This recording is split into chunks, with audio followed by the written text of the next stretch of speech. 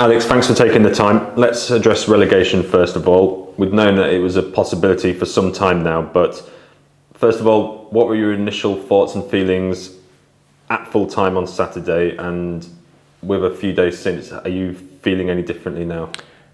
I think naturally it hurts, certainly stings over the last few days. We've had a period where we've all been fixated on trying to make the impossible possible, and at times over the last few weeks we've had those moments where it could have happened for us.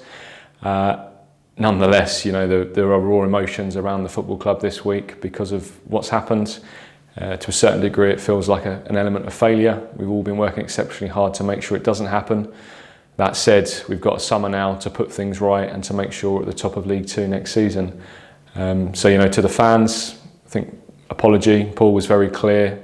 We operate a collective decision-making policy here at the club. Therefore, when things don't go to plan, there needs to be a collective responsibility. So that's from myself, it's from the board, it's from the owners. The fans have been exceptional this season and certainly deserved a lot more than they've had. So we can only apologise, and then we can only look forward. We've been doing a lot of hard work. If you go back to January, February time when we did the football review, it was always with two things in mind. The first was to give us the best possible chance of staying in League One, and the second was to ensure that if we did go into League Two, we were ready to hit the ground running and we could try and bounce back.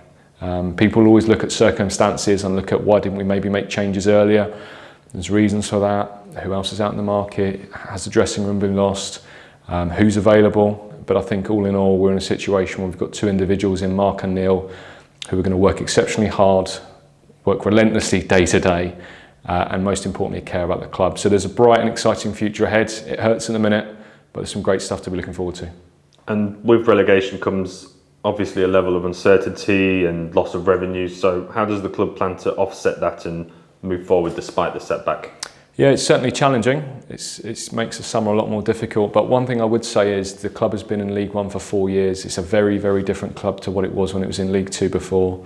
In those 4 years, we've been able to really develop our infrastructure. We've brought the stadium back, the new training ground building. We've been able to improve the match day experience. We've increased our partners from not just a commercial perspective, but the wider community and the stakeholders.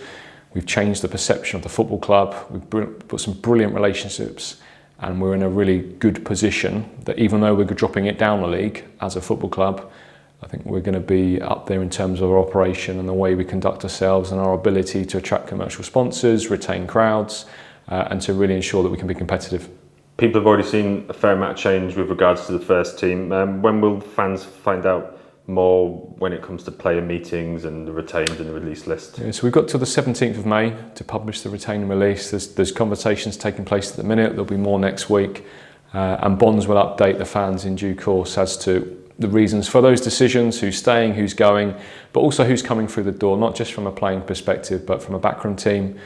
We're looking to add an assistant manager to the camp. We'll also be looking to announce our new head of recruitment, who's coming from a championship club, our new head of performance, who's coming from a championship club, as well as some additional staffing as well to ensure that we're competitive as we can be.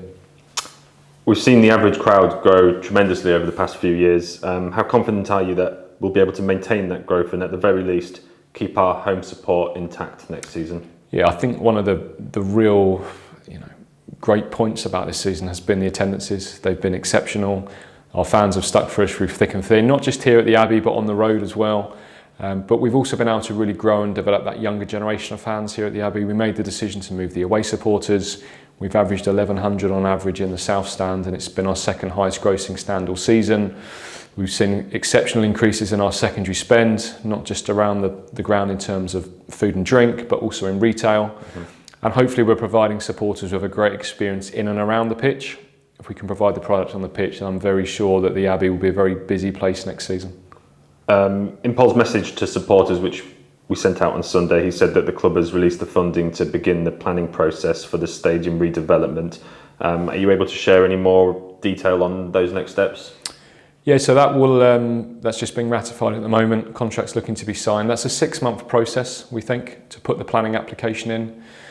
We envisage that will be circa 3,500 seated Habin with some hospitality, 3,500 to 4,000 NRE with a significant concourse space, as well as new club shop, ticket office, club offices, classroom and community spaces, as well as a fan zone space. We will release more details when we can in the next few months. There's obviously extensive consultation. We need to look at things like transport, ecology, community themes. But all in all, to be sitting here 2 days after relegation and being able to announce that's really good, gives us all something to focus on, and we intend to move fairly quickly. Do you know whether the NRE will be seated or terracing at this stage? So it'll be terraced. We'll design it so it can be retrofitted for safe standing if we require that in the future, but it will certainly be a terrace, and it will very much have the fans in mind in terms of the experience that we can bring. But one thing I would say is these things don't just happen overnight. We'll be working really hard over the summer to get the application together. There's a period then for the application to be reviewed. But it's probably circa 3 to 4 years as an overall project. It's quite big, it's a significant investment, and we need to ensure that we're doing things in the right way, in the right order. And in the short term, what summer works will be done around the club? I think here at the stadium, fairly minimal. We're not going to be spending money in the Habin and the NRE when we know that they're hopefully been coming down the next few years. The one thing we are going to be doing is adding some cover to the south stand in terms of what we can offer for fans. So there'll be some in the fan zone area. There'll be some covers going in the fan zone areas to improve that. I think the South Stand's been a great success this year, and we'll be looking to add to that where we can. We'll make some additions to the kids' zones, but all in all fairly small here at the Abbey. Training ground wise, we need to fix the pitches. So last season we intended to re-level 2 of our 4 pitches and put irrigation and drainage into them. We wanted to get those works done nice and early because in previous years we've had really hot summers, which has not been conducive to growing. We did the works last April. They were one of the wettest Aprils on record. We got the machinery in. The heavens opened and then the machinery got stuck. By the time we could get the machinery off and allow those pitches to dry out to get back on, machinery was booked by all the other clubs in the country, which then meant we couldn't get on until September. By the time we get to October and the clocks change, we lose light and warmth, and we're in a situation really where we've lost 2 of our 4 pitches. So I know both Gary and Neil and Bonds have mentioned it. The ground staff have done a phenomenal job to keep 2 of the 4 pitches in action. We've seen the youth team have to go and train over at Cambridge City, which hasn't been ideal. So no one's fault, but that said, the owners are kindly allowing us to go and put that right this summer, and they'll be ready for when the players return in June. And the club announced a little while ago that a series is going to be produced about the club to be shown on CBS. How's that going currently, and why did you make the decision to greenlight that? Yeah, so it's not the first offer we'd had from CBS. We'd had a couple. I think it was about us finding the right time to do it.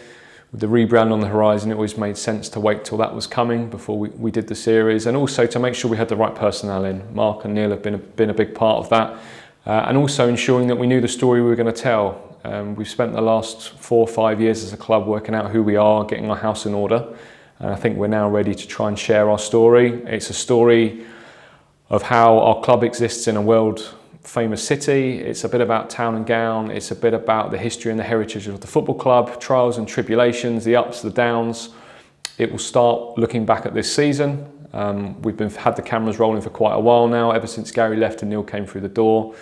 And the 2nd and 3rd episodes of the pilot will focus on pre-season, rebrands, rules of the game, and then we'll culminate in the first game here at the Abbey next season. Where it goes from there, we don't know. The benefits of this is it gives us coverage in the new market over in America and Canada. It may lead to some retail sales, it may lead to future investment. We've got a lot of control over the project, so we can try and sculpt it in the way that we feel is best for the club. We're not looking to be the next Wrexham, we're just looking to dip our toes in the water, see where we can go with it and see where it leads to. Finally, what's your message to fans as we enter the close season? I think we've already covered the apology. You know, you've deserved a lot more than what you've had.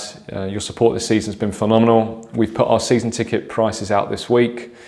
We've frozen where we are. Some fans may question why we've done that and not reduced. I mean, the real clear answer to that is we're in a world of exceptional rising costs, minimum wage, national insurance, energy, some wider market things.